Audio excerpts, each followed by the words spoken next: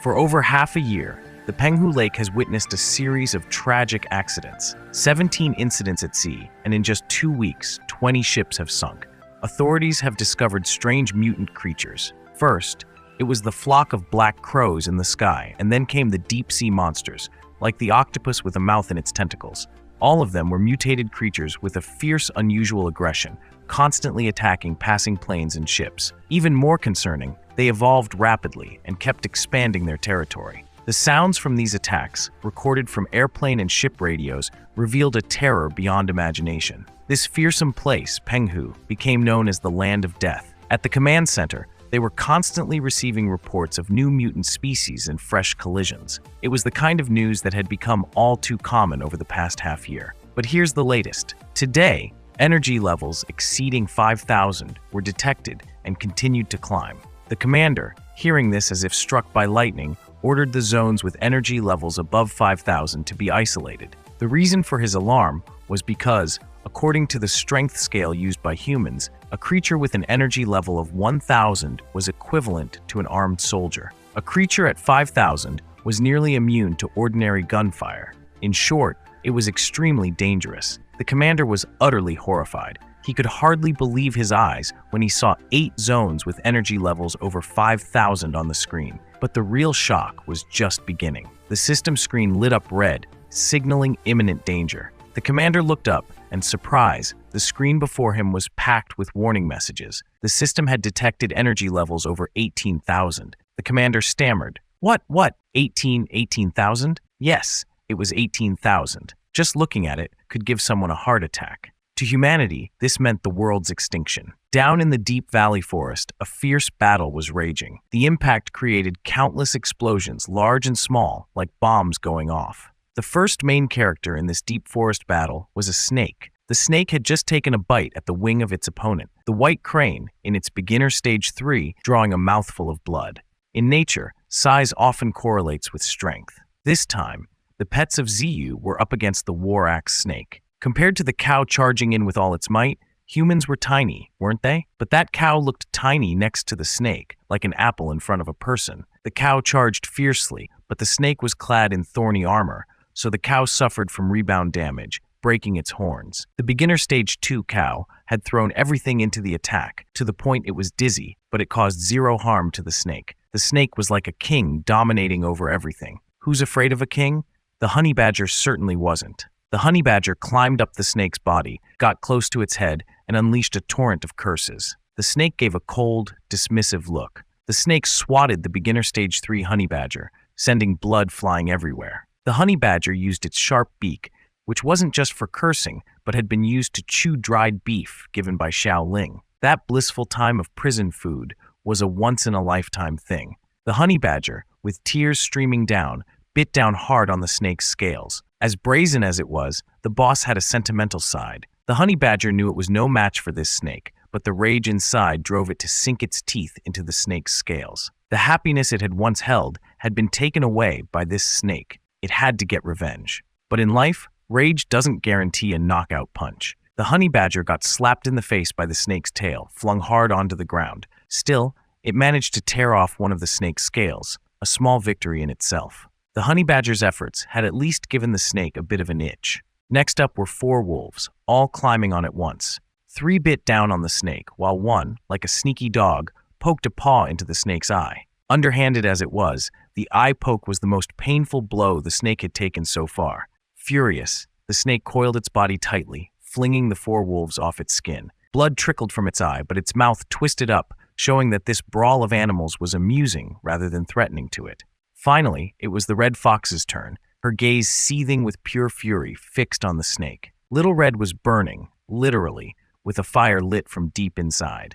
After absorbing Ziyu's life essence, the red fox had reached phase 8, only 1 level behind the snake. The snake was visibly surprised. This was their 4th encounter. The first was predator versus prey. The second was when the snake clashed with the willow tree, and the third when Little Red tried to protect the 2 sisters. In that last confrontation, the red fox, then a mere beginner stage 7 creature, could only watch helplessly as Xiaoqing and Xiaoling were torn apart by the snake, unable to put up even the slightest resistance. Back then, Little Red swallowed his tears and vowed to find a way to grow stronger. Her desire for strength to protect her loved ones filled her mind. Now, in their fourth showdown, that desire had turned into a burning flame. She wanted to crush the snake's head. Despite being powerful, the war axe snake had a fear of being roasted alive by fire. It was smart enough to know it couldn't let this red fox live another day. The snake opened its mouth wide, ready to swallow Little Red whole. Little Red wasn't a fool. She dodged under the snake's jaw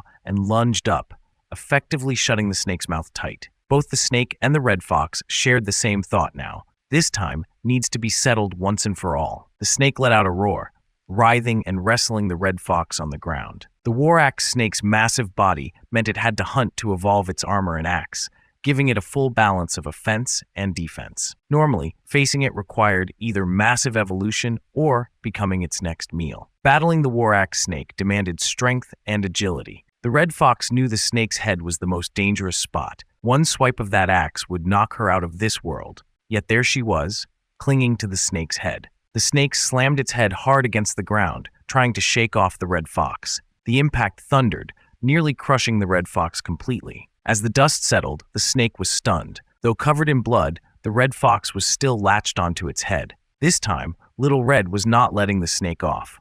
She wanted revenge for the two the snake had attacked. Even if it meant death, she was determined to leave the snake crippled. The sheer hatred in Little Red's eyes momentarily sent the snake into a panic, reflexively tossing her away. A falcon swooped down from above, rushing to aid Little Red. The sheer speed turned the attack into a forceful strike named Bullet Dive, nearly piercing the snake's body and causing it to cry out in pain. Earlier, it hadn't felt a thing, but how about now? The snake was forced back, smoke still rising from where it had been struck. As the smoke cleared, a large puncture wound was revealed on the snake's body. Even in the past, when Ziyu had attacked with all his strength, he couldn't have made such a mark. Turns out, feeding the birds wasn't such a waste after all. Little Red was heavily wounded, panting hard. If it weren't for the falcon's timely help, it would probably be dead by now. The flock of falcons was led by the alpha, with 2 longer tufts of golden feathers than the rest. This alpha was the very one who had witnessed Xiaoling lying weak and helpless in the village. Its rage was no less than Little Red's,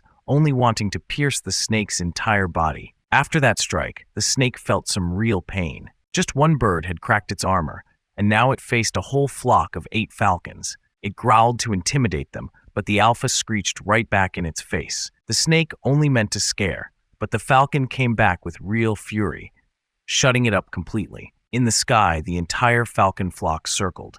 On the ground, Little Red was fixed on its every move. The flock dealt the snake a massive shock, not just because of the burning hatred in their hearts, but because they were ready to sacrifice their lives to bring it down. If you didn't sleep through physics class, you'd know when things are rubbed against each other, it will produce heat, and any object moving through space can create friction. At speeds above 12,000 kilometers per hour, our bodies would ignite from friction and burn to death. Bullet Dive was a special falcon technique, damaging both the enemy and the user, as it involved a high-speed plunge. It could fatally wound the target, but like a double-edged sword, it was suicidal if it didn't pierce through. But the power of 8 falcons using Bullet Dive was beyond imagination. Their mother had been bitten to death by wild animals while foraging for them. On the day she died, they waited all day with empty stomachs, only able to wait for death. But Ziyu found them, fed them, and even let them crap on his face. He raised them to this day, like a ray of light breaking through the dark night, saving them. The day their mother never returned, they would have died, rotting away in their nest. But instead, they got to live, to soar in the sky. Ziyu was family to the falcons. On that day, when Xiaoqing lay motionless before Ziyu, they could feel the profound sadness in the air. They remembered what they saw, that moment when their family's spirit crumbled. So all 8 of them decided to charge the war axe snake for Ziyu to deliver a final blow. This was the only thing they could do now to repay Ziyu. Even if it meant death, they would do it. And they were doing it, shooting toward the snake like bullets. The snake's eyes widened in shock as the powerful assault created a force that blew everything around it away. Trees, flowers, dust. Little Red almost got swept away too, barely hanging on. The snake felt real pain, and its body was about to gain another hole. The flock of falcons tore through segments of the tail, crashing into the snake's body and sending it flying backward. The falcons kept driving their beaks deeper, even after piercing through, refusing to stop until they completely penetrated. When the attack ended, the snake crashed to the ground, its fall sending dust and debris flying in all directions, with the falcon flock scattering amidst it. Little Red, who had been pushed back by the force of the bullet dive attack, rushed over to check the situation. Unsure if the enemy was dead, she saw that her side looked entirely wiped out, with each falcon lying with its beak open, sprawled across the battlefield. The snake, too, lay there, mouth agape on the ground. Her comrades lay strewn about, the honey badger still clutching a piece of scale, lying alongside the white crane and the cow. The wolves lay unconscious together. The only one still awake was Little Red, though gravely injured. But surprise! Out of the smoke, the snake emerged, still alive. It had only opened its mouth as a joke earlier. There was no way they'd bring down that big snake so easily. Just a few scratches, nowhere near fatal. Little Red stood frozen in shock as the snake panted like a dog, still feeling the sting of the earlier hit. With the falcons down, it decided to vent its anger on the fox before it. The snake, enraged, swung its axe-like tail straight at Little Red. The attack was filled with fury and came as fast as lightning. Before Little Red could react, the blade was nearly upon her. The powerful swing erupted in an explosion that echoed through the sky. As the smoke lifted, only the tail with its sharp axe blade was visible. The snake sneered, but it laughed too soon. Time to check if it had actually hit anything before celebrating. Its axe hadn't even managed to cut through the black root that had shielded Little Red underneath. The war axe snake let out an, "Oh my God, where is all this smoke coming from?" sound. It wasn't smoke behind it, it was fog. A massive cloud of fog burst out from behind the snake, obscuring everything in sight. At the center of the fog stood Ziyu, seething with anger as he glared at the wretched snake.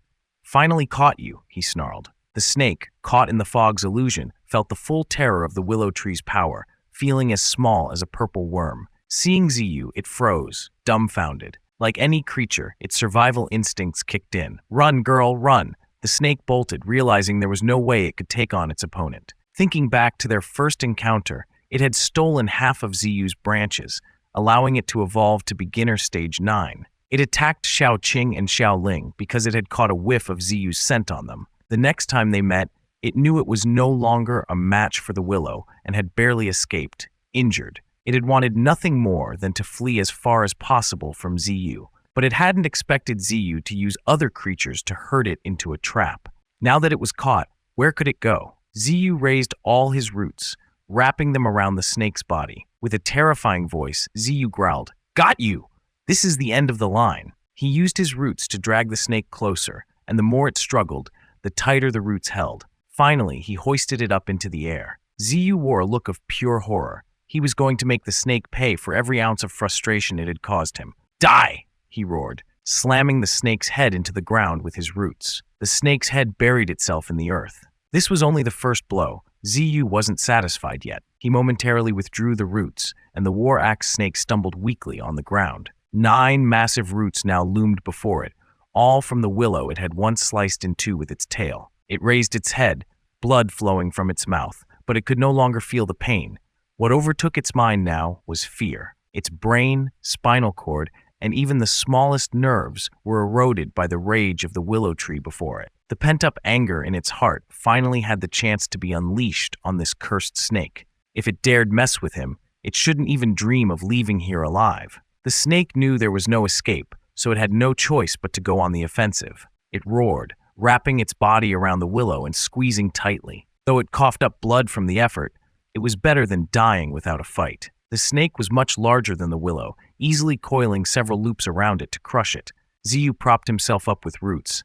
"So, this is your last move, huh?" He bared his teeth in a grin. The once cute, egg-like face now twisted into that of a killer. "Is that all you've got?" He jabbed a root straight into a hole the birds had pecked, exposing raw flesh and dislodging chunks of scales, widening the crack. "1 root is nothing yet. Don't worry, there are 8 more. Ziyu screamed wildly, demanding the snake pay for Xiao Qing and Xiao Ling's lives. With that, he launched blow after blow, each with all strength. Blood splattered everywhere as the snake coughed up blood with each hit. But it wasn't enough. Ziyu kept roaring, pouring all his rage into each strike. Every one of them aimed to be fatal, piercing straight into the snake's flesh. He was like a madman, driven by the love he held for the 2 daughters who weren't even his blood. They were the girls brought by heaven to save him from loneliness.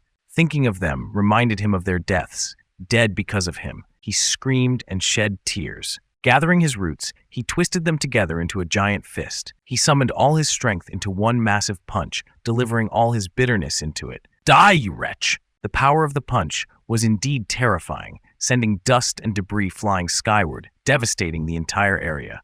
Ziyu paused. The snake lay torn like a ragged leaf on the ground, surrounded by countless dents large and small. It was dead. The system reported 90 points earned, only 90 points for this damned snake. Ziyu didn't care about the points. He only knew that his rage hadn't yet subsided. The beasts returned, carrying each other home, the cow hoisting the crane on its back, the monkey carrying the honey badger. They were terrified by Ziyu's outburst, swayed into loyalty. Ziyu lifted his roots and smashed them into the snake's mouth. Get up now! He kept striking its body. Ziyu struck the snake's lifeless form several more times, witnessed by Little Red and the wolves. They silently watched Ziyu as he called for the snake to stand up so he could keep beating it. He was drenched in tears, screaming at the snake to get up, though he knew it was dead long before. Of course, he knew, but he kept hitting it. He kept hitting, kept crying, his roots stained with blood.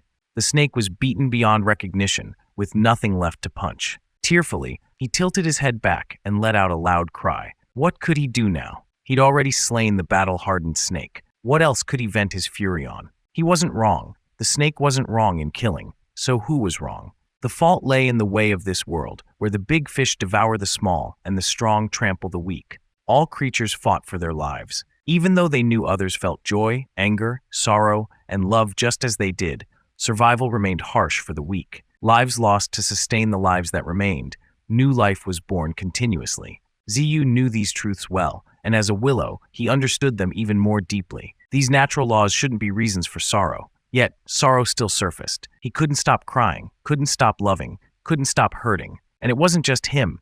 The beasts cried loudly too. The closer they were, the more they felt the pain of separation. The night fell, and the forest returned to its mystical quietness. The entire village at the foot of the mountain was peacefully asleep, with only 3 people racing toward the village gate. The village chief, along with the woodcutter, had suddenly found Xiao Qing's body lying clean and still on the ground. Finally, she had come home. The village chief, Xiao Qing's grandfather, held her tightly. Though she was dead, she was home, and that was a blessing in itself. The red fox had brought Xiao Qing back herself.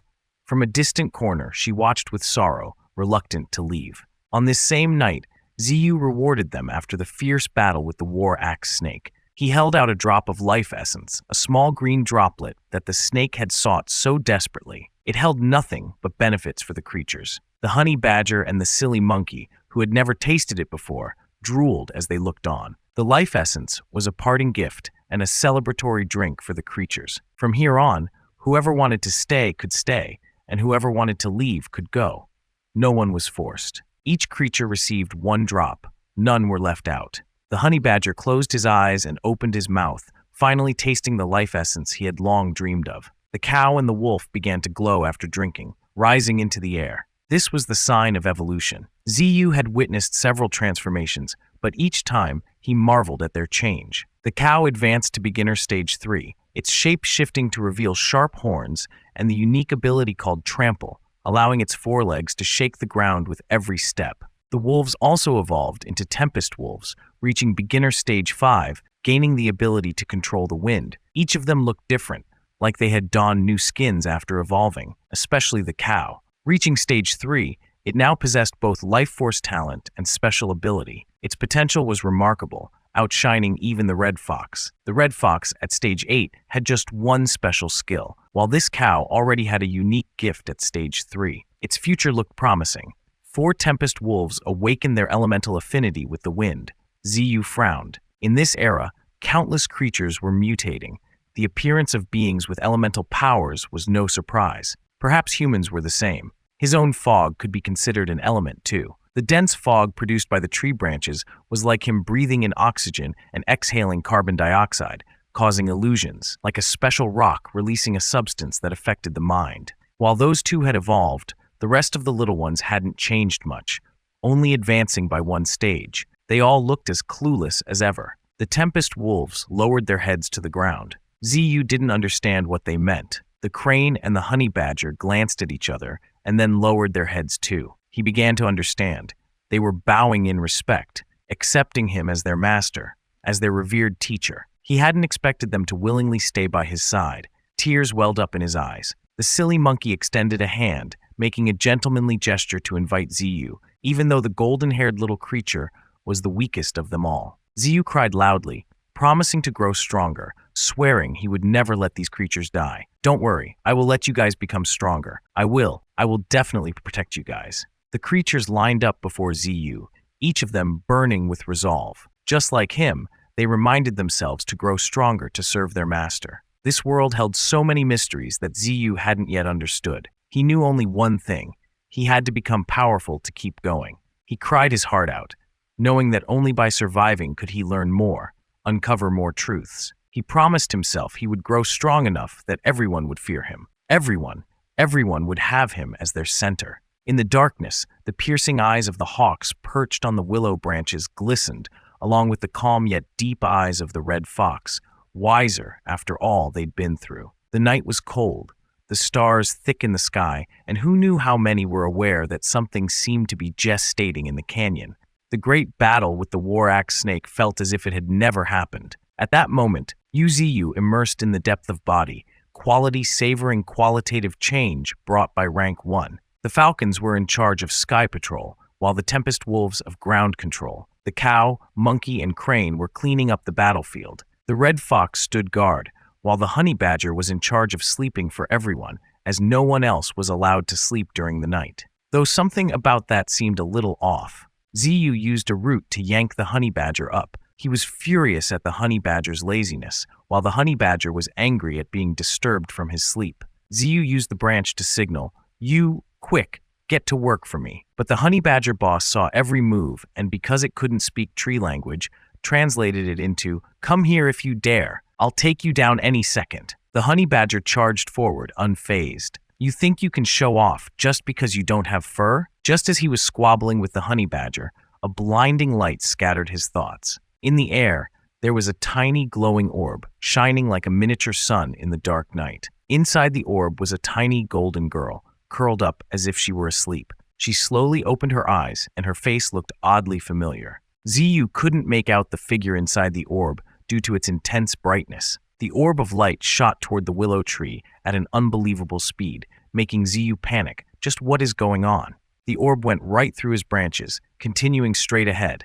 He broke into a sweat. Of course, he primarily dealt in physical attacks, and this thing was immune to physical force, so naturally, it had no reason to fear. The orb came close to his face, and he finally saw the little girl inside. Her face looked exactly like Xiaoqing's, making him feel like he was in a waking dream, though he hadn't slept. The orb of light continued its path to the willow tree, softly landing among his roots. What was this? The system announced a new special ability for the willow tree, soul nurturing. The mutated roots were something that souls particularly liked. The little girl lay quietly on his roots, and the system displayed information. He Xiaoqing, human race, currently a mutated soul. Innate immunity to physical attacks, with a special ability that strengthens the spirit, allowing her to exist temporarily in soul form after death. She also had another inner trait, spiritual sensitivity, meaning someone out there shared a bond with her. Ziyu guessed it might be her twin sister, Xiaoling. How many times must this world surprise me? However,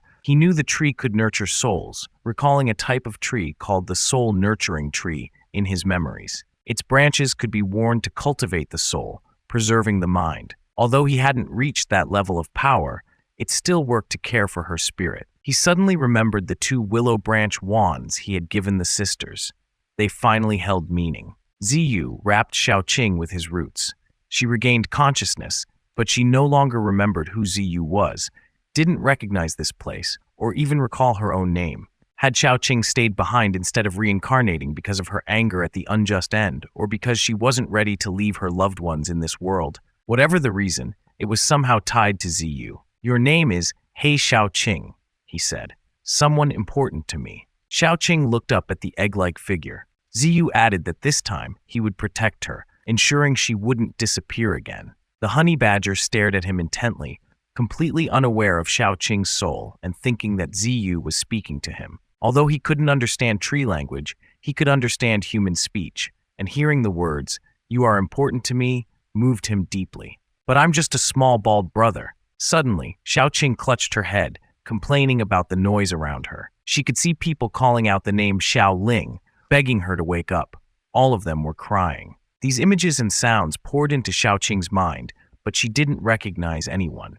Ziyu observed her reaction, guessing that her memory had become disordered after her loss. Currently, Xiaoling was in a vegetative state, her soul perhaps still within her body. Since Xiaoling's spirit hadn't appeared, it meant she was still alive. Or maybe it was the merging of souls after death, a possibility given that they were twins. Now, it was two souls in one. Xiaoqing's soul hadn't fully stabilized. Ziyu suggested dropping a bit of essence on her to see if it triggered any reaction. He asked her to stay still as he applied the essence directly onto the orb. The essence brightened her glow, even more intense than before. Xiaoqing's body had grown a bit larger and steadier. Now she could see clearly instead of through blurred images, and she told him, "I think I can see now." "See what?" he asked. But Xiaoqing, not wanting to explain, suggested taking the egg directly to see. In an instant, somehow, they were both transported to the room where Xiaoling's body lay on a bed, surrounded by villagers. Ziyu saw Xiaoling clearly for the first time.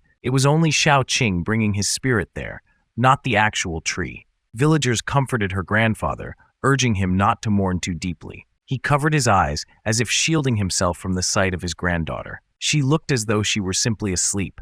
How could such a tragedy have happened to her? The reason was right there before everyone's eyes. Xiaoqing said, "This is a bit strange." When he asked what she meant, she replied that she could somehow control the body that was sleeping. The villagers gasped as Xiaoling's finger began to twitch. Everyone crowded around, asking if the girl could hear them. Ziyu was astonished. He was about to ask her if she could do anything else when she suddenly grabbed her head in pain and pulled both of them back to their original place. She coughed weakly, exhausted from the experience. Perhaps because she'd never done this before. Ziyu called her name, surprised that she could not only enter Xiaoling's body, but could also control it. He suggested, "Can you live as Xiaoling in this world?" On a rainy day, two men stood at the edge of a cliff, not there to end their lives, but drawn by the intense, mutated energy radiating from the mist-covered chasm below. The thick fog and ceaseless rain were an ominous warning, telling the two men to stay away from the ravine. One of them raised his phone, the GPS showing a village nearby along the cliffside. They decided to spend the night there. The hooded man agreed to spend the night in the village. He added that, this time, the commander's army was highly experienced, so it was fitting to entrust the command to him. The commander looked at the hooded man warily. Unlike himself, a few people in this world had been granted superior powers by nature, able to endure spiritual energy stronger than that of ordinary humans. Once awakened, these individuals were no longer called humans, but were known as the super beings. The hooded man with him was named Yan Gao Yuan, and he was a super being. Gao Yuan urged the commander to proceed to their target. Their target was the willow tree that Ziyu was inhabiting. Ziyu was currently enjoying a rare period of peace beside Xiaoqing's original soul. Since first appearing as an original soul, Xiaoqing had grown considerably, now reaching the size of an average human and even developing the ability to manipulate matter. Compared to other creatures, Xiaoqing showed exceptional potential, awakening her life-force abilities much faster than the usual 10 days to a fortnight. Ziyu asked her if she had heard or seen anything unusual since that day. Xiaoqing replied that she hadn't. Ziyu tensed up. Nothing, he thought. Ever since the day Xiaoqing and Xiaoling were killed by the war axe snake on the mountain, the villagers hadn't been willing to let it go. Although Ziyu had no fear of bombs or bullets and could easily subdue the villagers, he didn't want to expose himself to humans. To face humanity head-on was the height of foolishness. Humans, being intelligent and proud, refused to accept creatures surpassing them, like dolphins, whose intelligence led to them being caged in circuses, or parrots locked in cages. The more powerful and wise a creature, the more humans sought to conquer it, asserting their supremacy. Any that wouldn't submit or fell beyond their control were marked for elimination. Ziyu activated his fog. It spread outward from the ravine as its center, steadily expanding. In a city, this fog could bring about total chaos. Who would want to drive with visibility under 4 meters? By the time people saw each other, they'd already crashed. Even at level 2, the fog skill covered an extensive area. Who knew how terrifying it would become at the next level? With a boss leveled up his skills that fast, his animal companions also had to adapt quickly. In the grand scheme, progress wasn't always achieved through evolution alone. Evolution was just one way of adapting to the environment, but adaptation itself didn't always mean evolution.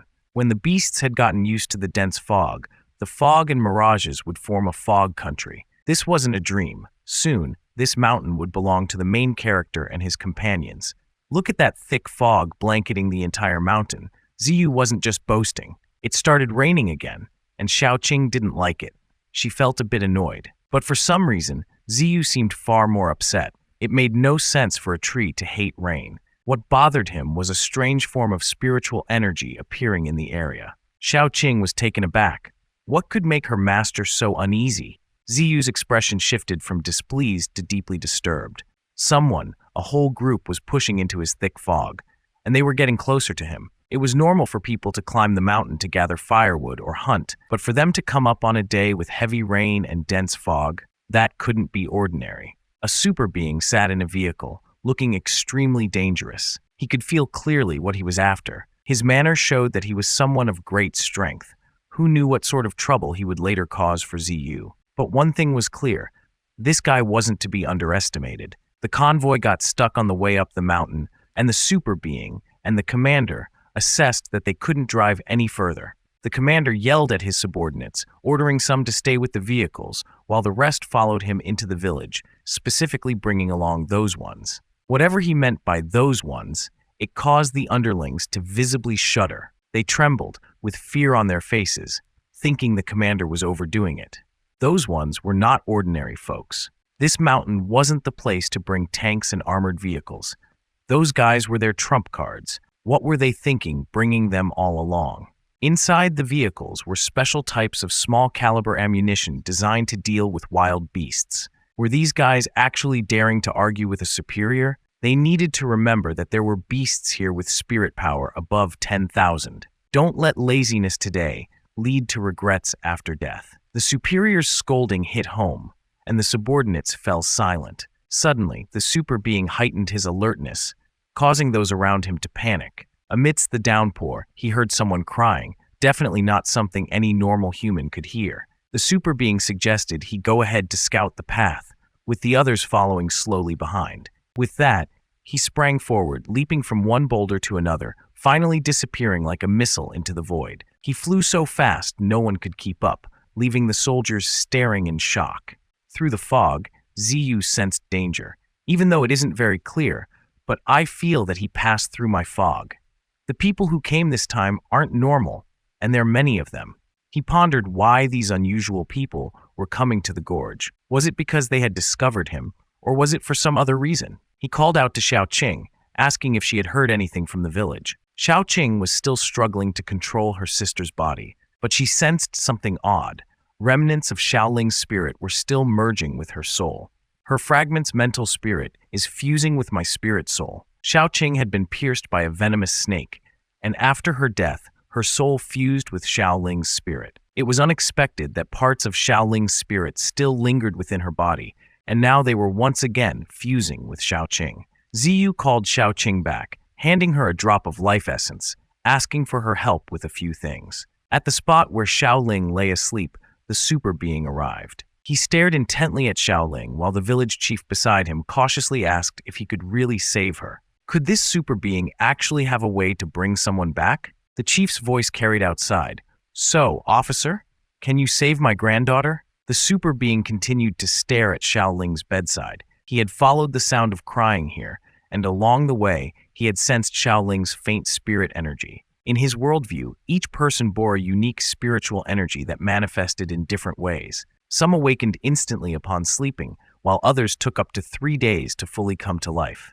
Through examining the particles around Xiaoqing, the super being discovered an exceptionally rare fire affinity. This human is in luck, he thought to himself. He knew that if Xiaoqing had been weaker, he wouldn't have bothered to help. He chuckled inwardly, knowing the village chief would go crazy if he found out. It wasn't exactly something anyone would want to hear. The super being then pulled out a vial containing a red liquid, thick as blood. This was a spiritual potion, capable of drawing spirit energy from the air and directing it into the user. Deep in the forest, Ziyu anxiously awaited the effect of the life essence he'd given Xiaoqing. Her entire body began to glow as she absorbed it, reaching beginner stage 5. Seeing her soul only at stage 5 now, only 2 stages increased. It seemed that continuous use of the life essence wouldn't yield any major breakthroughs. As she entered stage 5, Xiaoqing felt Xiaoling's spirit converging into her from all directions. At the same time, in the village, the super being dropped the spiritual potion onto Xiaoling's body.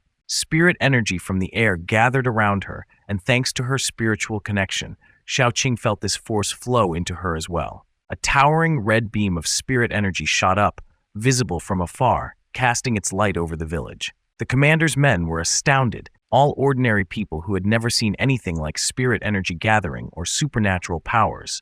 To them, this was mind-blowing. Xiaoling sat up after being unconscious for so long. The most overjoyed person was none other than the village chief, her grandfather. The villagers rejoiced as well, thrilled by the super being's power, praising him for saving her with just a flick of his wrist. Little did they know, he himself was deeply shaken. The potion was top-notch, but it should have taken at least half a day for her to wake up. How could this girl wake up instantly? Could her elemental talent be that terrifying? Xiaoling's body sat up, but it wasn't her spirit in control. It was Xiaoqing who had just succeeded in taking over. Being newly merged, she still felt a bit unfamiliar with the body. This didn't bother Ziyu much. Whether or not she was accustomed to it now didn't matter. She could take her time adjusting. The outsiders would stay in the village for one night, which would be enough time to get a handle on the situation and find out about information. In her sister's body, Xiaoqing muttered, "Yes, master." Xiaoling woke up, and since there were some officials from the state visiting, it was a good excuse for the village to throw a grand feast that night. The villagers covered the meal costs, so the soldiers could eat to their heart's content. The commander, with his hair longer than his soldier, even sported a scruffy beard. The village chief offered him some fine liquor, but the commander declined because he was still on duty. The chief let it go, though. After all, the man had a gun. Xiaoling sat like a mannequin at the feast. In her mind, she went over her boss's instructions. She mustn't actively probe right away, but should wait for a moment when no one was paying attention. "Got it, boss." Xiaoqing, taking advantage of the lively meal, asked the person next to her why they had come. The man kept silent. Of all people to ask, she'd chosen the one with hair, Yan Gao Yuan. With a look that was 30% icy and 70% suspicious, he finally replied, "The mutated beasts here are multiplying too quickly. We're here to investigate." "What are you talking about? I've lived here for decades and haven't seen any mutated beasts. The fire-breathing wolves and as tall as the Statue of Liberty around here are just ordinary animals. Did you guys mistake it?" Xiaoqing's response raised Gao Yuan's suspicion immediately, but he went on. Their spirit energy satellite had detected unusual activity in the area, and no one would trek up a remote mountain like this just for fun. Ziyu, overhearing this, was dumbstruck. He couldn't believe humans had invented a satellite capable of scanning spirit energy.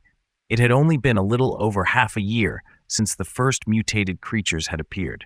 He ordered Xiaoqing to continue inquiring about the spirit energy satellite. Apparently, this satellite wasn't premium version yet, so it could only pinpoint areas of energy fluctuations without identifying exact locations.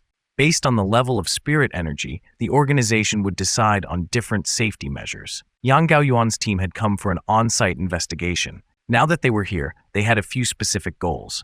First, to evacuate people from dangerous areas. Second, to verify the spirit energy level. And finally, to locate any newly mutated beasts born in the area. Ziyu, listening in through Xiaoling, took in every word. So far, it seemed the scanning device hadn't confirmed his presence, which was a relief. He had always been careful to keep himself hidden, though that day when he dealt with the snake, he had slipped up. But now, with his dense fog barrier, he wasn't too worried. Going forward, he'd have to be more cautious. The satellite could only scan broad areas, but who knew if they had any advanced tracking devices with them?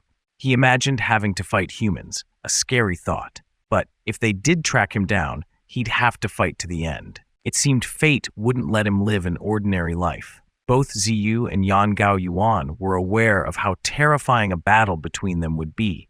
They'd both have to give it their all. However, whether they would fight or not would be clear by the next day. The next morning, the outsiders prepared to leave. They asked the village chief if he had carefully considered their request. The chief, who had only just seen his granddaughter awaken the day before, reluctantly agreed that letting Xiaoling go with them would be better for her, especially since she was still suffering from memory loss. Gao Yuan, representing the group, assured them that they would bring a skilled doctor to treat Xiaoling, and someone would come to pick her up shortly. We will bid farewell here. With that, they moved on to their mission, and Xiao Qing, inside Xiaoling, relayed the information directly to Ziyu. The group shouted their departure call, and deep in the forest, Ziyu was ready too. The game of hide-and-seek was about to begin. As always, a fog covered the forest in all directions, but instead of animals scurrying around, a group of people cloaked in heavy attire moved in. It was obvious they weren't here on a tour. This thick fog was something Gao Yuan had never seen before. His subordinates started getting anxious. The fog was so strange, lingering without lifting, and only growing denser. It had been like this for 2 days. They kept moving. Wait, hadn't they passed this spot already? A cut mark on the tree confirmed they were circling. Gao Yuan was getting frustrated. 2 hours of walking had only led them back to the same place, his legs aching from all the aimless trekking. Wandering in circles could be fine, but going into forbidden areas would force the tempest wolves and the honey badger to act. Ever since they began, it felt like they were stuck. If there was a mutation in the fog here, it could actually work in their favor. Better to deal with fog with 17,000 spiritual power than some random beast with over 10,000. But does a random tree make it safe? Gao Yuan sighed. These guys had no sense. How could they joke around about fog with over 10,000 spiritual power? He sensed something terrifying was lurking in this place. The others were quiet, but Gao Yuan himself was the one Ziyu worried about. This extraordinary person was too sharp, and the fog and illusions had the team wandering aimlessly for 2 hours, yet he hadn't given up. If they got tired and stopped, things would be fine. But if they kept pushing forward, they'd better be prepared for their fate. After hours, the group finally reached Ziyu's area and continued into the mountains. One soldier nervously muttered, "The deeper we go, the scarier it gets." They hadn't seen the worst yet. There was still more shock to come. The eerie silence was suddenly broken by the howl of wolves, making the soldiers pull out their guns in alarm. The commander shouted, ordering his men to prepare for combat. Facing wolves in such thick fog was no lucky break. Suddenly, he saw a pair of glowing red eyes directly in front of him. The distance was so close that all he managed was a gasp before the tempest wolf lunged and clamped down on him. The commander was now locked in the wolf's jaws. Only when he was attacked did the soldiers realize the enemy was upon them, and they panicked, terror visible on their faces. Even Gao Yuan was startled by the sudden strike, his eyes wide with tension. If someone wasn't nervous, they deserved an applause. Who wouldn't be scared seeing this massive blue beast? Maybe the cameraman. It was a mutated wind wolf. Fire! The state soldiers reacted quickly, instinctively aiming their guns and firing instead of running away. Bullets shot towards the wolf's body, hitting their mark, but everyone bounced off, ricocheting back at the soldiers, who cried out in pain.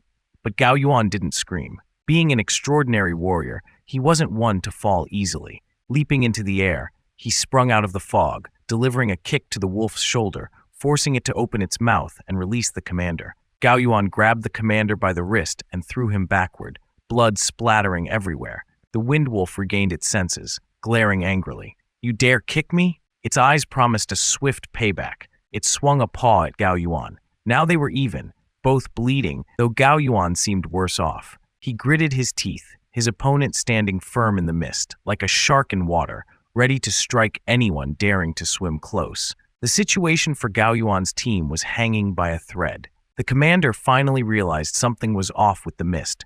It was almost like it had a mind of its own, hiding when it needed to and exposing just when it wanted to. The honey badger charged ferociously. The soldiers thought they had accidentally shot the badger in the earlier chaos, which was why it was attacking now, so they had no choice but to keep firing. The badger roared and lunged at them, tearing into the group. A mid-level mutated beast usually has between 4,000 and 6,000 spirit power, enough to easily shrug off cannon fire and pose a threat to an entire armed squad. Higher-level mutated beasts are even more terrifying, powerful enough to dominate an entire city. The commander, wounded but still fulfilling his duty, ordered them to use armor-piercing rounds. The soldier obeyed, firing a shell in the badger's direction. The badger jolted as the bullet struck, carrying it a short distance before exploding, ripping apart the trees behind it. Smoke and dust filled the air, the blast pressure nearly knocking everyone off their feet. "Is it over?" the soldier gasped, out of breath. "If you truly seek answers, then we're ready to respond," came a voice from the smoke. To the humans' shock and bewilderment, 1, 2, 3, 4 wolves appeared, joined by the honey badger, all glaring menacingly at the group. Some bullets had brought forth 4 wolves. What a deal! But why was everyone looking so terrified? The commander gritted his teeth, thinking that maybe this was where he would meet his end. Windwolf, radiating a deadly aura, began moving slowly forward, finally embodying the true predator as they stared down their prey. Ziyu watched the entire scene unfold. "I told you to come back earlier when I let you wander, but you're the one who's seeking death. Don't blame me." The beasts encircled the people slowly. One slight sign and they would jump right at the group. Gao Yuan planted his feet firmly, bracing himself. With 4 wolves bearing their fangs, he, though heavily injured, still ordered the others to retreat behind him as small sparks crackled from his body. He shouted, "All of you stay back! I must lead the team out of here." A loyal soldier to the core, his only misfortune was in choosing the wrong place and company. What tricks would he pull to save his comrades? Sunlight broke through the clouds, casting beams over the forest, but failing to disperse the thick fog that cloaked it. The group hobbled back, looking more like a band of refugees. Everyone was out of breath, except for Gao Yuan, who still had energy to curse. He grumbled bitterly about the honey badger who chased him after a single hit, but at least he managed to fire 2 armor-piercing shots at it. In his opinion, the badger was either dead or hanging on by a thread. Their field trip had been quite the haul, 6 soldiers lost. The dead were tightly wrapped up to be taken back and buried. Finally, the humans gave up. They probably wouldn't dare come back after this. Though they wished to kill them off to ensure secrecy, they feared provoking the military, for a single nuclear bomb would end them all. They hoped the fog and the beasts would keep them at bay for now, with any future visits limited to mere exploration. Ziyu's face turned serious. Before the humans returned, they needed to grow stronger, strong enough that humans would no longer pose a threat. Having dealt with these people, the next task was to assist Xiaoqing. She reported that she had been escorted out of the village and was on a vehicle with 2 soldiers. Maybe they hadn't seen a woman in ages, as both soldiers' faces had turned red. The vehicle snaked down a mountain path, and Xiaoqing asked Ziyu, "Do I really have to stay in this body from now on?" "What else? Who would have guessed that Xiaoling had such outstanding elemental talent? The humans are even taking her to a mystery sector. This is a wonderful opportunity to break into the human race." Inside the vehicle, the driver, rather than focusing on the road, kept glancing at Xiaoling's face, then her soul, so to speak. The soldier riding shotgun rated her a perfect 10, just his type. The driver had been staring so long, he thought she might be staring back at him. Now, he even worried she'd confess her feelings, leaving him uncertain how he'd turn her down. This driver? Is he even all right? Suddenly, Xiaoling banged her head against the seat and drifted off to sleep. The vehicle had just reached the main road, and the 2 soldiers inside hadn't stopped their chatter, even coming up with nicknames for her like Sleeping Beauty and the girl who loves to nap. Xiaoling had slumped over because Xiaoqing had reached her limit. Controlling the body for 15 hours straight had completely drained her. It seemed this was the maximum she could manage. Ziyu told Xiaothan that he would regularly give her more life essence to help with controlling the body. Even in pain, hearing about the essence brightened her mood instantly, just like folks in my workplace when they hear about a pay raise. Life essence didn't just nurture the soul, it also accelerated Xiaoqing's evolution, a true treasure for her. The Tempest Wolves returned, battered and bruised, much like the humans but still better off than the honey badger, who couldn't even walk back on its own.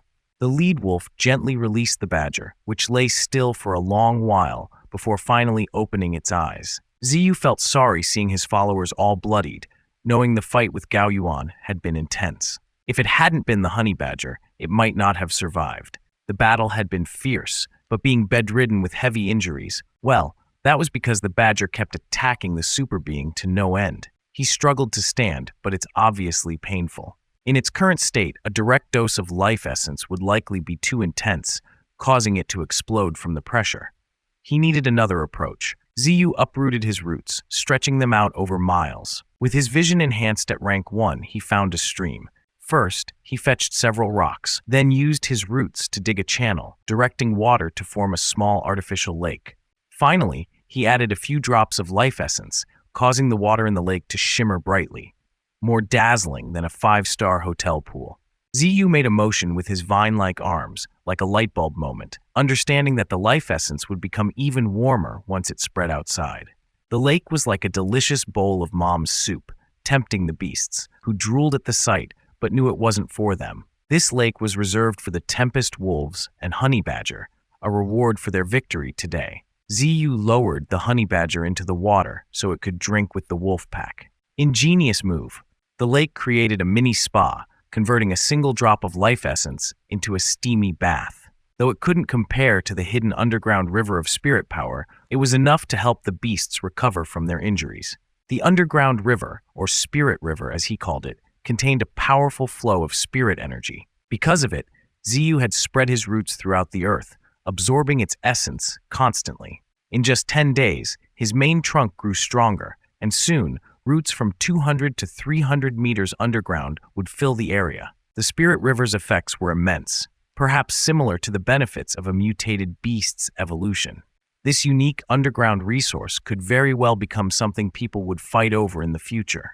Countries already wage wars over oil. Imagine the lengths they'd go to for a river of spirit energy capable of transforming their very beings. Leaving the remote forest behind, Xiaoling was taken to a grand building in a bustling city. The staff helped her out of the vehicle, and she found herself standing before the towering structure of the Supernatural Research Institute. Just hearing the name gave a sense of its importance. Yet Xiaoling's face remained expressionless. She followed the staff member inside, where someone had been waiting for her all along. From behind the glass, an old man with a bushy beard had been observing her intently, wondering who would be stronger, Xiaoling or the others. Inside the institute, Gao Yuan reported the situation to the old man, who appeared to be in charge. According to Gao Yuan, there was likely a powerful mutated beast in the ravine, and the entire mountain might have mutated. The fog never cleared and seemed to affect the minds of anyone who entered. Based on his personal suspicions, the fog was the root cause of the area's strange occurrences, though there was no concrete evidence. Indeed, these mutations were hard to explain, but in any case, the harmful effect of the fog was not severe. For now, the ravine was classified as a yellow zone, but any signs of unusual activity would see it upgraded to a red zone. As Gao Yuan prepared to leave, the old man mentioned hearing that Yen had brought back a young girl. Yuan remembered then. Yes, a girl with fire elemental powers. Gao Yuan added that her talents could one day make her the strongest. The old man, half believing, wondered if Yen was exaggerating, though as a supernatural, Yuan's word held some weight. In terms of zone classifications, the green zone was safe for human habitation. Yellow zones were dangerous and required monitoring, while red zones were extremely hazardous, requiring constant oversight and immediate intervention if necessary. There was also a highly unique area called the Forbidden Life Zone. The only one in the world was the Bermuda Triangle. Before the world had spirit energy, this place had already absorbed the light of the entire planet, and now, infused with spirit energy, it was a forbidden area for all life, much like the Bermuda Triangle in our world. There were many yellow zones across the world, so it was fortunate that Ziyu's territory was merely classified as yellow. With surveillance so lax, it was practically non-existent. In the forest, the honey badger boss was howling, ready for a showdown. Its chosen opponent was a red fox at the end of stage 8, far stronger than it, which was only at stage 6. But this was the honey badger. If it hadn't been scared back in stages 1 through 5, why would it fear an 8th level fox? The badger gathered speed and lunged, roaring as fiercely as it could, only to get smacked and buried headfirst into the ground. The red fox hadn't even broken a sweat, looking incredibly cool. Fans cheered and applauded without stopping. Bloodthirsty as ever, the honey badger wasn't backing down. Even with a nosebleed, it was ready to charge again. Laughing, Ziyu held it back with a vine, while the red fox paid no attention. The honey badger stormed off in frustration. Ziyu considered this a time of peace, with no more humans visiting the forest since that day. Yet it was best to stay low-key. Lost in thought, Ziyu saw Windwolf returning, accompanied by animals. A pig and a rat, still very much alive, came forward as if offering their prey to the willow tree.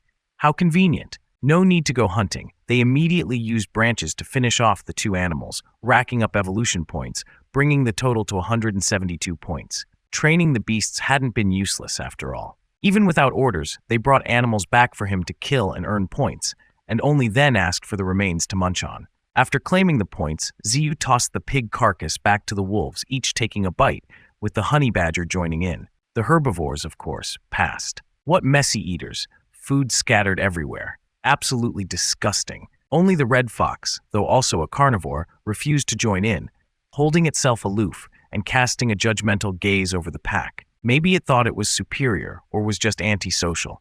Meanwhile, that damn golden monkey had been quietly munching on Ziyu's leaves, eating so much that it had awakened an ability to absorb beneficial materials. Currently, the monkey was at stage 4, while the crane was at stage 5.